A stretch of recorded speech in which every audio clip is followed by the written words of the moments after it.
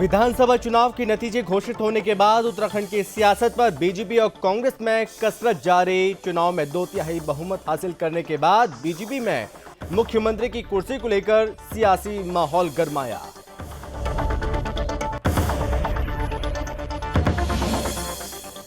उत्तराखंड में फूलदेई का उत्सव को लेकर बच्चे पहुंचे सीएम आवास। सीएम धामी के साथ बच्चों ने मनाया उत्तराखंड का लोक पर्व फूलदेई।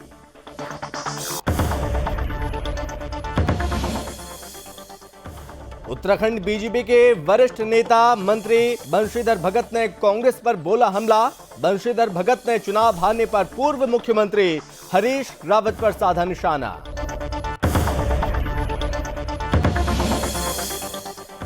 उत्तराखंड विधानसभा चुनाव में पूर्व कैबिनेट मंत्री डॉक्टर हरक सिंह रावत की पुत्रवधू अनुकृति गोसाई को मिली हार के बाद हरक पर हमला हुआ तेज। बीजेपी विधायक दिलीप सिंह रावत ने हरक सिंह रावत पर बोला हमला।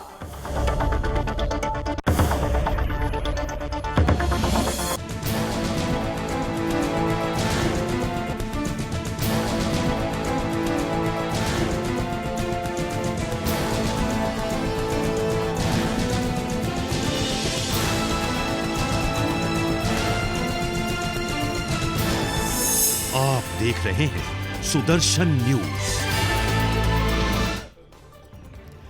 नमस्कार, बहुत स्वागत है आपका अपना उत्तराखंड में। मैं हूं आपके साथ संभव गुप्ता। खबरों में सबसे पहले बात करेंगे विधानसभा चुनाव के नतीजे घोषित होने के बाद उत्तराखंड की सियासत पर भाजपा और कांग्रेस में कसरत लगातार जारी है। विधानसभा चुनाव में 2/3 बहुमत हासिल कर चुके बीजेपी में जहां मुख्यमंत्री कुर्सी को लेकर सियासी माहौल गरमाया हुआ है।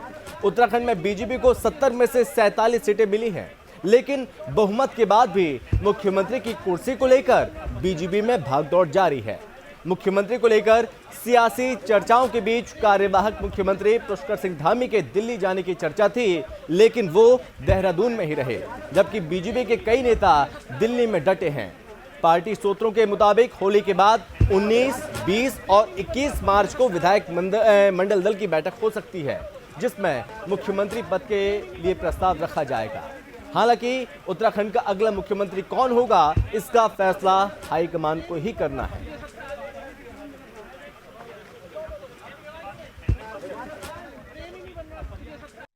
नहीं, सरकार गठन की जो भी सरकारी कार्य प्रक्रिया है वो पूरी चल रही है, उस पर सब पर काम चल रहा है और जल्दी ही हमारे यहाँ पर विधानमंडल दल की बैठक होगी और उसके बाद नई सरकार गठन की प्रक्रिया प्रारंभ हो जाएगी, पूरी हो जाएगी। दिल्ली का दौरा? नहीं, अभी मेरा कोई कार्यक्रम नहीं है, मैं यहीं हूँ।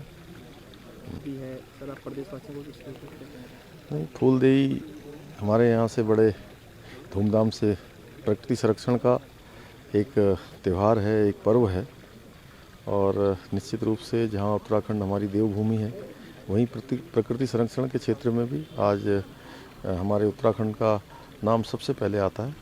मैं सभी प्रदेशवासियों को फूलदेई पर्व की बहुत। चलिए और बात करते हैं उत्सव की। उत्तराखंड में फूलदेई का उत्सव शुरू हो गया है। सुबह सुबह ही बच्चे हाथों में फूलों की टोकरी लेकर लोगों के घरों की देहरी पर फूल डालने निकल पड़े। इसी कड़ी में देहरादून में कुछ बच्चे सीएम आवास भी पहुंचे, जहां मुख्यमंत्री पुष्कर सिंह धामी ने मुख्यमंत्री आवास में बच्चों के साथ उत्तराखंड का लोक पर्व फूलदेई मनाया। मुख्यमंत्री ने प्रकृति का आभार प्रकट करने वाले फूलदेई पर्व की प्रदेशवासियों को शुभकामनाएं दी और प्रदेश की सुख समृद्धि की कामना की।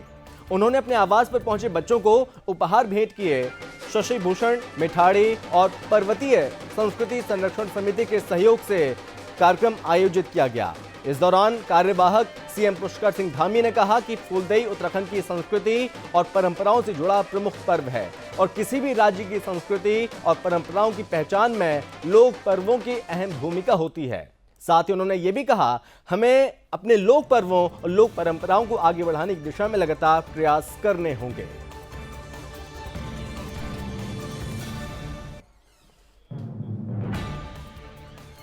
उत्तराखंड बीजेपी के वरिष्ठ नेता और पूर्व कैबिनेट मंत्री बंशीधर भगत ने चुनाव हारने पर पूर्व मुख्यमंत्री हरीश रावत पर तंज कसा है। बंशीधर भगत ने हरीश रावत को अब राजनीति से संन्यास लेने की सलाह दी है। कालाढूंगी विधानसभा सीट से चुनाव जीतकर बंशीधर भगत पहली बार बीजेपी प्रदेश मुख्यालय पहुंचे, जहां पर उनका कार्यकर्ताओं ने जोरदार तरीके से स्वागत किया। आपको बता दें कि बंशीधर भगत उत्तराखंड बीजेपी के पूर्व प्रदेश अध्यक्ष हैं और धामी सरकार में कैबिनेट मंत्री रहे। बंशीधर भगत ने पूर्व मुख्यमंत्री हरीश रावत को राजनीति से संन्यास लेने की सलाह दी है और साथ ही उन्होंने कहा कि अब उनकी उम्र हो चुकी है। इतना ही नहीं, बंशीधर भगत ने यह भी कहा वो अगली बार खुद भी राजनीति से संन्यास ले लेंगे। सुदर्शन न्यूज के ब्यूरो चीफ कृष्ण कुमार ने बीजेपी के वरिष्ठ नेता और पूर्व कैबिनेट मंत्री बंशीधर भगत से बातचीत की। आइए क्या कुछ कहा वो भी सुनते हैं।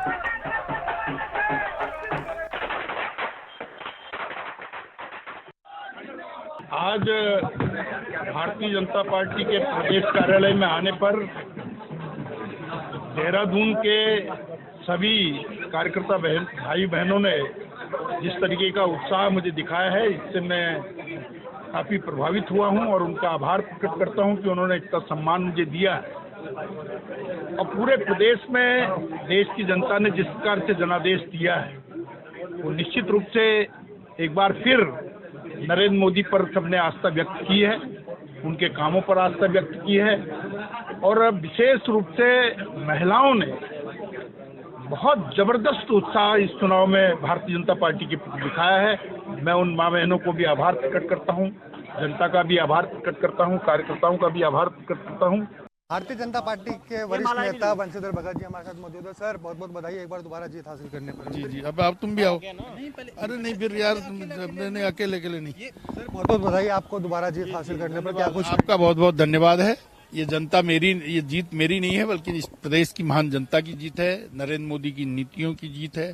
माननीय प्रदेश के यशस्वी जो प्रधानमंत्री नरेंद्र मोदी हैं, जिस प्रकार से उन्होंने 7 सालों में देश के लिए किया है, उस पर लोगों ने अपनी सहमति जताने की मोहर लगाई है और भारतीय जनता पार्टी के यशस्वी मुख्यमंत्री रहे पुष्कर धामी जी ने जिस तरीके से तेजी से काम किया है, उस पर मोहर लगाई है।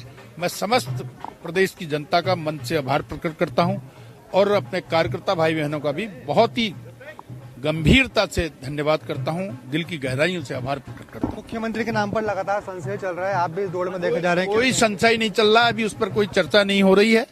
हमारी पार्लियामेंट पहले विधानमंडल की बैठक होगी, उसके बाद प्रदेश के नेता केंद्रीय नेताओं से बात करेंगे, वहां से पर्यवेक्षक आएंगे, उसके बाद केंद्रीय पार्लियामेंट्री बोर्ड की बैठक होगी। उस बैठक में जो निर्णय होगा वो सबको स्वीकार होगा। एक संभावना है विधानमंडल दल की बैठक की? अभी होली के बाद ही होगी। तो बिल्कुल ये जो है हमारे साथ भाजपा भारतीय जनता पार्टी के वरिष्ठ विधायक जो एक बार फिर अपने विधानसभा क्षेत्र में कमल खिलाकर देहरादून पहुंचे हैं प्रदेश कार्यालय में, उनसे हमने खास बातचीत की, जिनका साफ कहना है कि होली के बाद ही अब हमारी सरकार का गठन होगा और विधानमंडल दल की बैठक होगी। मुख्यमंत्री के नाम पर कोई संशय नहीं है, केंद्रीय नेतृत्व भी तय करेगा कि उत्तराखंड का मुख्यमंत्री कौन होगा। कैमरा पर्सन स्पर्श पाठक के साथ मैं कृष्णा। और इसी पर ज्यादा जानकारी के साथ ब्यूरो चीफ कृष्ण कुमार हमारे साथ सीधे मौजूद हैं। तो कृष्णा, यहाँ पर एक तरफ बंशीधर भगत ने पूरे प्रदेश की जनता को धन्यवाद दिया और इस बीच यहाँ पर पूर्व मुख्यमंत्री हरीश रावत को सलाह भी दी है। बिल्कुल संभव। देखिए उत्तराखंड में कालाडूंगी में दोबारा कमल खिलाने के बाद बंशीधर भगत आज भाजपा के प्रदेश कार्यालय पहुंचे। बंशीधर भगत इससे पहले भाजपा के प्रदेश अध्यक्ष भी रह चुके हैं और धामी की सरकार में कैबिनेट मंत्री भी उनको बनाया गया था। जिसके बाद आज वो प्रदेश कार्यालय पहुंचे। पहले उनका जो है सभी कार्यकर्ताओं ने एक तरीके से स्वागत किया, जिसके बाद उन्होंने मीडिया से बातचीत करते हुए तमाम हरीश रावत पर जो है एक तरीके से आरोप लगाए हैं और हमले बोले हैं और उन्होंने बोला है कि हरीश रावत को अब राजनीति से संन्यास लेकर घर बैठ जाना चाहिए था, क्योंकि हरीश रावत ने चुनाव से मतदान से पहले बोला था या तो फिर मैं घर बैठूंगा या मैं मुख्यमंत्री बनूंगा। तो वो मुख्यमंत्री अब बन नहीं पाए हैं, विधायक की अपनी क्लियर नहीं कर पाए, अपनी सीट तक उन्होंने नहीं निकाली है, नेता प्रतिपक्ष का पद भी उनको नहीं मिलेगा। तो उनके लिए यही अच्छा होगा, इससे और कुछ अच्छा नहीं होगा घर बैठने के अलावा और राजनीति से संन्यास लेने के अलावा, क्योंकि अब उत्तराखंड की जनता जो है हरीश रावत की राजनीति से तुष्ट आ चुकी है, क्योंकि लगातार तुष्टीकरण की राजनीति उनके द्वारा जो करी गई है। इस पर लगातार देखिए बंशीधर भगत ने उन पर आरोप लगाए हैं और उनको कहा है कि हरीश रावत को अब संन्यास लेना चाहिए, उसके बाद घर बैठना चाहिए, क्योंकि लगातार ही देखिए कांग्रेस पे लगातार हमलावर जो है भारतीय जनता पार्टी के विधायक और पदाधिकारी जो हैं वो लगातार कर रहे हैं, क्योंकि जिस तरीके से वो उत्तराखंड में सरकार बनाने का दावा कर रहे थे, लेकिन उत्तराखंड की जनता ने जिस तरीके से उनको एक बार फिर निकाला है, जिसका जीत के जश्न में डूबे हुए भाजपा के कार्यकर्ता तमाम आरोप जो है वो कांग्रेस पर जो है वो लगातार लगाते हुए दिख रहे हैं। संभव जी। और कृष्णा, चूंकि यहाँ पर कांग्रेस में भी हार को लेकर मंथन लगातार जारी है, क्या समीक्षा हो पाई है? चूंकि हरीश रावत भी लगातार कह रहे हैं कि मैं जिम्मेदारी लेता हूं इस हार की। बिल्कुल, देखिए कांग्रेस की हार की बात करें तो उत्तराखंड के पूर्व मुख्यमंत्री हरीश रावत ने मतदान वाले दिन ही शाम को जो है वो हार की पूर्ण जिम्मेवारी अपने सर पर ले ली थी और उन्होंने स्वीकार करा था और उन्होंने अपना पद भी छोड़ने के लिए एक तरीके से कह दिया था कि जो पद मुझे कांग्रेस ने दिए हुए हैं वे भी मुझसे वापस ले सकते हैं, क्योंकि मेरे रहते हुए उत्तराखंड में चुनाव मेरे नेतृत्व में ही लड़ा गया है और एक बड़ी हार का सामना जो है कांग्रेस को एक बार फिर करना पड़ रहा है। हरीश रावत ने साथ ही कहा था कि अब होली के बाद जो है इस पर चुनावी मंथन किया जाएगा और संशय किया जाएगा कि आखिर किस वजह से जो है हमारी सरकार पर विश्वास नहीं जताया है कांग्रेस पार्टी पर उत्तराखंड में। जिसके बाद से देखिए कांग्रेस के प्रदेश अध्यक्ष गणेश गोंदियाल ने प्रेस वार्ता कर जो हार की जिम्मेवारी है वे अपने सर पर ली थी और उन्होंने भी प्रदेश अध्यक्ष का पद छोड़ने की इच्छा जता दी थी और उन्होंने कहा था कि केंद्र जो तय करेगा हम उस पर जो है उसका पालन करेंगे। जिसके बाद से देखिए एक तरीके से असंतुष्ट कांग्रेस जो है वो लगातार दिख रही है। हरीश रावत कहीं कहते हैं कि मुझे जो है पार्टी के नेताओं ने ही हराया, कोई मुझे मुख्यमंत्री नहीं देखना चाहता था, तो उसके बाद से गणेश गोंदियाल के भी तमाम आरोप ऐसे ही हैं कि अंदर खेमे जो और अंतर कलह जो है वो हमारी पार्टी में लगातार रहा, जिस वजह से कांग्रेस जो है पूरे प्रदेश में एक तरीके से अच्छा प्रदर्शन नहीं कर पाई संभव। कृष्णा, चूंकि यहाँ पर बाहरी बनाम अपने की लड़ाई बनी रही और यही चुनौती जो कि हरीश रावत के सामने पेश हुई है। बिल्कुल, देखिए हरीश रावत की अगर हम बात करें तो चुनाव में भाजपा और आम आदमी पार्टी के जो कार्यकर्ता और पदाधिकारी थे उन्होंने हरीश रावत को पैराशूट प्रत्याशी बना दिया था, क्योंकि अगर हम बात करें हरीश रावत की विधानसभा चुनाव लड़ने की तो पहले केंद्रीय नेतृत्व उनको रामनगर विधानसभा सीट से प्रत्याशी बनाता है, जिसके बाद एक तरीके से जब बवाल उस सीट पर देखने को मिलता है और एक तरीके से दगाबाजी जो कार्यकर्ता करते हैं उसको कंट्रोल करते हुए कांग्रेस आला कमान ने हरीश रावत को रामनगर से उठाकर उनको लाल कुआं में उनको विधानसभा सीट से प्रत्याशी बनाया गया, जहां से उनको हार का सामना करना पड़ा, क्योंकि 2017 में भी हमने देखा था 2-2 सीट से हरीश रावत हारे थे। एक हरिद्वार ग्रामीण विधानसभा सीट से, दूसरा उधम सिंह नगर की किच्छा विधानसभा सीट से। इन दोनों सीटों से हार का सामना उनको करना पड़ा था। लेकिन अब 2022 की बात आती है तो हरिद्वार ग्रामीण सीट से उनकी बेटी अनुपमा रावत चुनाव लड़ती है, जो एक तरीके से हरिद्वार से प्रत्याशी भाजपा के स्वामी यतीश्वर आनंद को हराकर लगभग 10,000 वोटों से उस क्षेत्र में विजय होती है। लेकिन हरीश रावत लालकुआं सीट से काफ़ी मतों से जो है हार जाते हैं, लगभग हम कह सकते हैं 15,000 वोट से जो है वो हरीश रावत को हार का सामना करना पड़ा है। जिसके बाद से हरीश रावत जो है काफ़ी एक तरीके से दुखी नजर आ रहे हैं कि 2022 में भी जनता ने मेरे ऊपर विश्वास नहीं जताया और एक तरीके से जाँच की बात उन्होंने करी है, समीक्षा की बात करी है, लेकिन यह ऐसी समीक्षा होती है संभव जिसका कुछ पता नहीं चलता है। सिर्फ पदाधिकारी बयान देते हैं कि हम समीक्षा करेंगे, जाँच करेंगे कि आखिर ऐसा क्यों हुआ, क्योंकि यही बयान जो है 2017 में हार के बाद भी देखने को मिले थे, जो 2022 में फिर देखने को मिले। जो जांच 2017 की अभी तक पूरी नहीं हुई है वो 2022 की बढ़कर कैसे हो जाएगी, ये बड़ा सवाल है। चूंकि कृष्णा, एक वजह ये भी निकलकर सामने आ रही है कि यहाँ पर पार्टी में इंटरनल फाइट उससे उबर नहीं पाई पार्टी, इसके साथ यहाँ पर हरीश रावत को भी और पूरी पार्टी को हार का सामना करना पड़ा है। बिल्कुल, देखिए संभव अगर हम बात उत्तराखंड में कांग्रेस पार्टी की करते हैं तो ये खेमों में बटी हुई उत्तराखंड में एक पार्टी है जो उत्तराखंड में 2017 विधानसभा चुनाव में अपना वजूद खो चुकी थी, लेकिन वो वजूद वापस लाने के लिए एक तरीके से तमाम वो कांग्रेस के कार्यकर्ताओं ने, पदाधिकारियों ने तमाम रैली की, तमाम प्रदर्शन जो है वो सरकार के खिलाफ किए और तमाम जो दावे थे वो सरकार बनाने के किए, क्योंकि जनता के बीच लगातार कांग्रेस पार्टी के पदाधिकारी, नेता पूर्व मुख्यमंत्री हरीश रावत लगातार बने हुए थे। लेकिन जो कांग्रेस के 3 खेमों की अगर हम बात करते हैं जनता से ऊपर उठ के कांग्रेस पार्टी की, तो ये 3 खेमे इसमें लगातार बटे हुए दिखते हैं, क्योंकि गणेश गोंदियाल का एक अलग खेमा जाना जाता है जो कांग्रेस पार्टी के प्रदेश अध्यक्ष थे। इसके अलावा नेता प्रतिपक्ष की अगर हम बात करें वो प्रीतम सिंह है, जो चक्राता विधानसभा से लगातार अब तीसरी बार विधानसभा चुनाव जीते हैं। सिर्फ उन्हीं की दिग्गजों में माने तो उन्हीं की सीट जो है वो सुरक्षित सीट रही है, क्योंकि काफ़ी सालों से वो एक ही विधानसभा सीट से चुनाव लड़े आ रहे हैं, जिस वजह से वो सुरक्षित सीट जो है वो कांग्रेस के लिए अब सभी उत्तराखंड की जनता जो है वो कहती है कि चक्राता विधानसभा सीट जो है वो अब कांग्रेस के लिए सुरक्षित सीट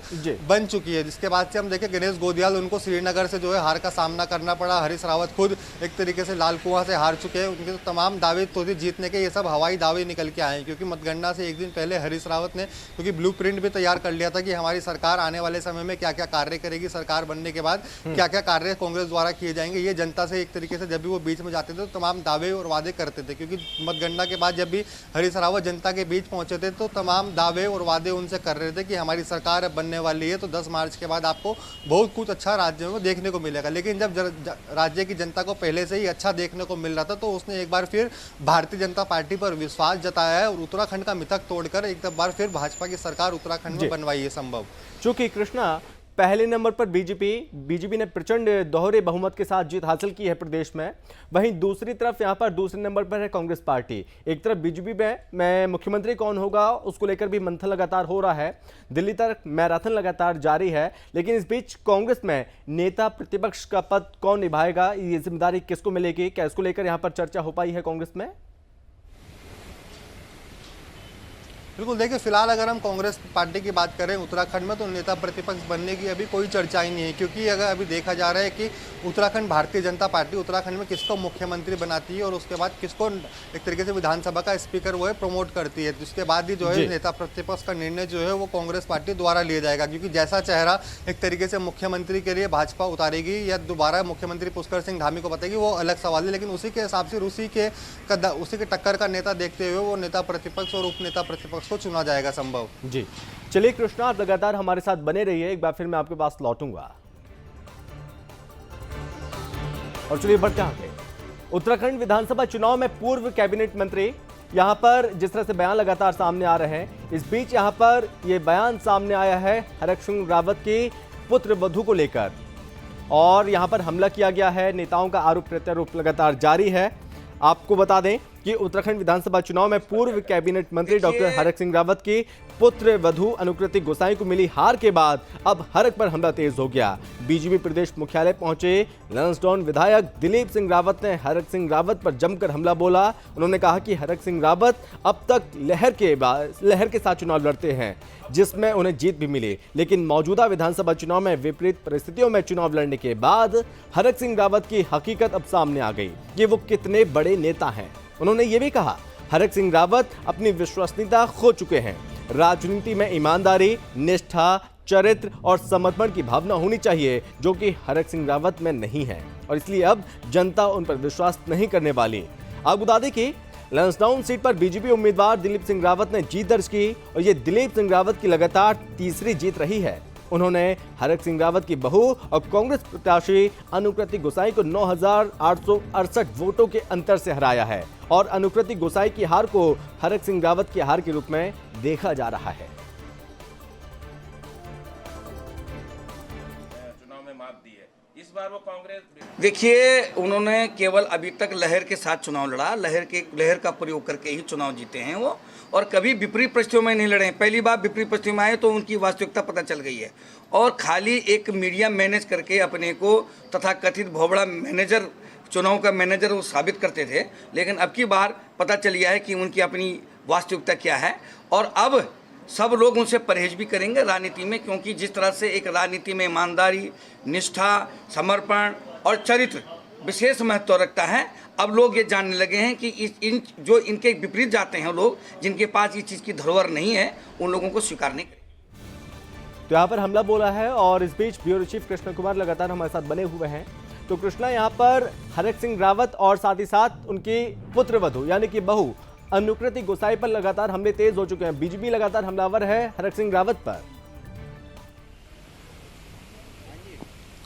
बिल्कुल संभव, देखिए विधानसभा चुनाव से पहले हरक सिंह रावत की जिस तरीके से दगाबाजी और एक तरीके से मांग हो रही थी, वो 3 टिकटें भारतीय जनता पार्टी से मांग रहे थे। वे अपने लिए स्वयं और अपनी बहू के लिए अन्य एक के लिए वो टिकट जो है मांग रहे थे। अपनी बहू के लिए वो लैंसडाउन से टिकट मांग रहे थे अनुकृति गोसाई के लिए, जहाँ पे भाजपा के विधायक है महंत, और इसके बाद से हमने देखा गया है कि लगातार महंत कुलदीप कुमार जो विधायक है वहाँ से, वो लगातार एक तरीके से असमंजस में थे कि मेरी टिकट काटकर कहीं ना कहीं हरक सिंह रावत की पुत्र वधू अनुकृति गोसाई को मिल सकती है। जिसके बाद से महंत दिलीप कुमार भी एक तरीके से काफ़ी व्यस्त थे, और एक तरीके से भाजपा आला कमान में तमाम वो तैयारियों में थे कि मेरी टिकट ना कटे वरना मैं भी निर्दलीय लड़ लूँगा। लेकिन इस बीच देखिए हरक सिंह रावत को भारतीय जनता पार्टी और सरकार से एक तरीके से निष्कासित कर दिया जाता है, जिसके बाद से हरक सिंह रावत अपनी पुत्र वधू के साथ कांग्रेस का दामन थाम लेते हैं। लेकिन वो तभी 2 टिकटों की मांग करते हैं, लेकिन कांग्रेस सिर्फ उनकी बहू को ही टिकट देती है। लैंसडाउन से दिलीप रावत के सामने वो उनको प्रत्याशी बनाकर उतारती है, जहां से अनुकृति गोसाई को हार का सामना करना पड़ा। हरक सिंह रावत 2022 में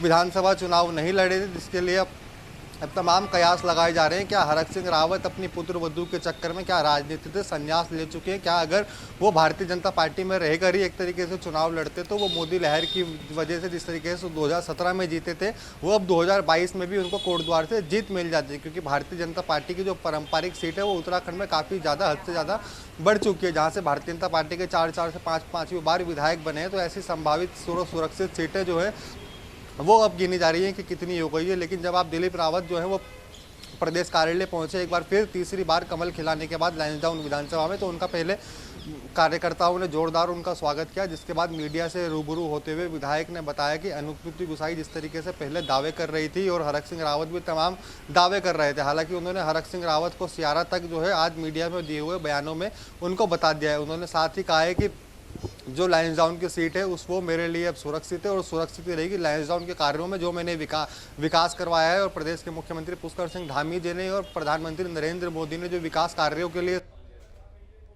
जी, क्या कृष्णा आप सुन पा रहे हैं? शायद यहां पर संपर्क नहीं हो पा रहा, एक बार फिर से संपर्क करने की कोशिश करेंगे, क्योंकि यहां पर सबसे चर्चित ये सीट रही है और इस बीच यहां पर सबसे चर्चित ये नेता भी रहे हैं जो कि बीजेपी से बगावत करके कांग्रेस में शामिल हो गए थे। उसके बाद यहां पर अपने पुत्र वधू को टिकट भी दिलवाया, लेकिन इसके बावजूद भी यहां पर चुनाव हार गई। उसके बाद आरोप प्रत्यारोप लगातार जारी हैं और कहीं ना कहीं कांग्रेस में भी अंदर खाने लगातार विरोध के स्वर हरक सिंह रावत के परिवार पर लगातार उठ रहे हैं।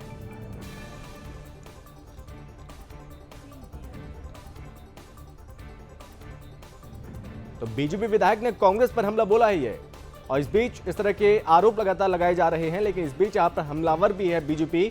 वहीं दूसरी ओर यहां पर जिस तरह से चुनाव से पहले बगावत की थी हरक सिंह रावत ने और ये आरोप लगे थे कि टिकट नहीं दिया जा रहा उनके परिवार में किसी को, इसकी वजह से वो बगावत किए और बीजेपी को छोड़कर कांग्रेस का दामन थामा और कांग्रेस के दम पर जो कि टिकट मिला उनकी बहू को, लेकिन उसके बावजूद भी अपनी बहू की जो सीट है उसको सुरक्षित नहीं कर पाए, करारी हार का सामना करना पड़ा। और इस बीच आपको बता दें कि उत्तराखंड में एक बार फिर से कांग्रेस को दूसरी बार लगातार हार मिली है, हार का सामना करना पड़ा। कांग्रेस पार्टी दूसरे नंबर पर रही, चूंकि भारतीय जनता पार्टी प्रचंड बहुमत के साथ एक बार फिर से सत्ता में वापसी कर चुकी है। और एक बार फिर से ब्यूरो चीफ कृष्णा कुमार लगातार हमारे साथ बने हुए हैं, फोन लाइन पर इस वक्त मौजूद हैं। तो कृष्णा, यहाँ पर कहीं ना कहीं जिस तरह के सवाल लगातार उठ रहे हैं, इस बीच यहाँ पर सबसे अहम सवाल ये भी है कि हरक सिंह रावत एक तरफ बीजेपी से बगावत करने के बाद कांग्रेस में शामिल हुए और कांग्रेस में जैसे ही शामिल हुए उसके बाद कांग्रेस में एक धड़ा ऐसा भी है जो उनके खिलाफ लगातार मुखर होता रहा।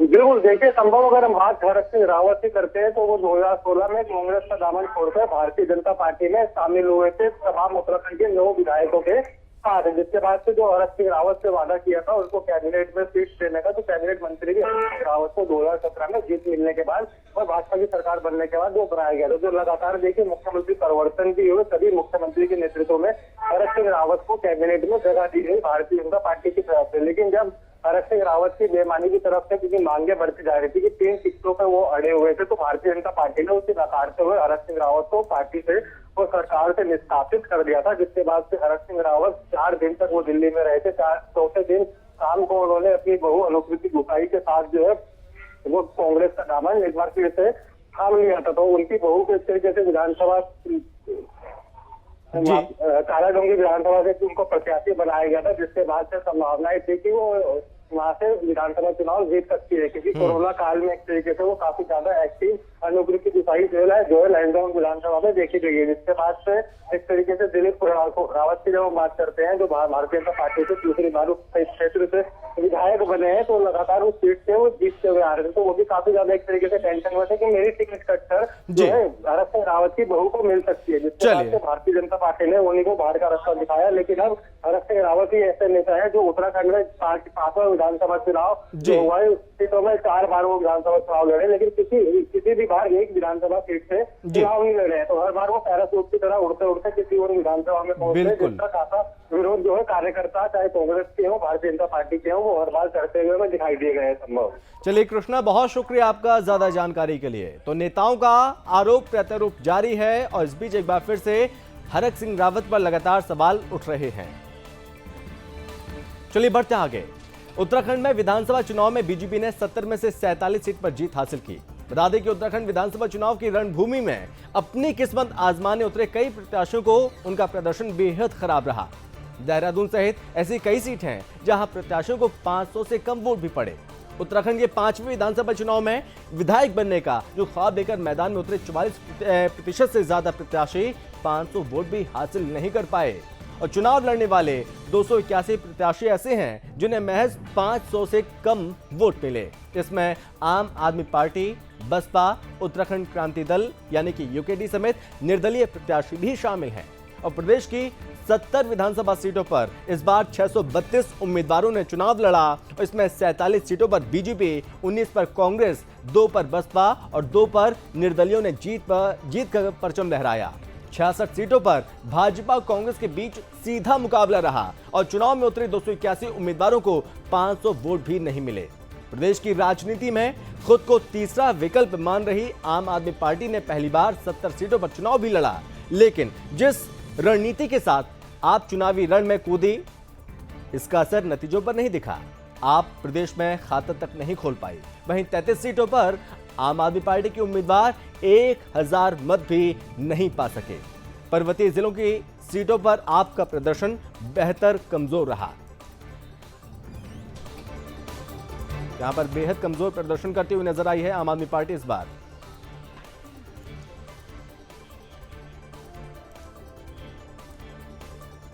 चलिए बढ़ते हैं आगे। आगामी चारधाम यात्रा शुरू होने से पहले उत्तरकाशी के जिलाधिकारी मयूर दीक्षित ने विश्व प्रसिद्ध श्री गंगोत्री में आवश्यक व्यवस्थाओं का स्थलीय निरीक्षण किया और जायजा लिया। यात्रा के सुगम संचालन को लेकर जिलाधिकारी ने संबंधित अधिकारियों को जरूरी दिशा निर्देश दिए।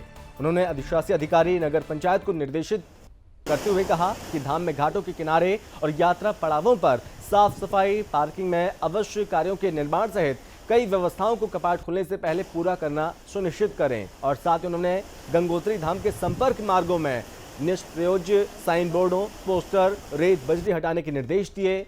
उन्होंने संबंधित अधिकारियों को निर्माणाधीन गंगोत्री धाम में घाटों पर सुरक्षा दीवार के निर्माण कार्य को तुरंत गति के साथ पूरा करने के निर्देश दिए और साथ ही उन्होंने वन महकमे के अधिकारियों को गर्तांगली में मार्गों के साथ अन्य व्यवस्थाओं के निरीक्षण करने को लेकर निर्देशित किया।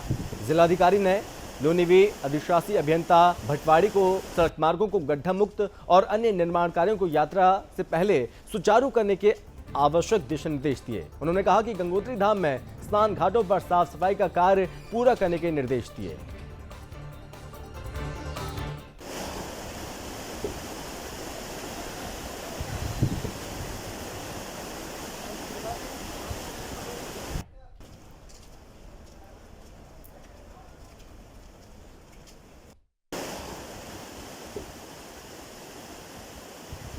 यात्रा को देखते हुए गंगोत्री धाम से जो संपर्क मार्ग हैं वहाँ पे क्या व्यवस्थाएं होनी है पानी की, शौचालय की, और साथ ही हर्षिल में क्या क्या व्यवस्थाएं की जानी है और जो हमारी PHCs हैं नियर बाय जैसे हर्षिल में है और जो हमारे ड्यूटी पे मजिस्ट्रेट या स्टाफ आएगा उनके क्या रहने वहने की व्यवस्था है उस बारे में निरीक्षण किया गया। इसके साथ ही नगर पंचायत गंगोत्री का भी क्षेत्र का निरीक्षण किया गया ताकि आने वाली जो यात्रा है वहाँ पर उस समय कोई भी कचरा प्रबंधन के समय कोई समस्या उत्पन्न ना हो। तो इस बारे में अभी से प्लानिंग शुरू कर दी गई है और निश्चित तौर पे जो आगामी चारधाम यात्रा है उसमें कोशिश यही रहेगी कि सुव्यवस्थित यात्रा हो सभी। और चलिए इसी के साथ अपने उत्तराखंड में बस इतना ही। आप बने रहिए सुदर्शन न्यूज़ के साथ। जय हिंद।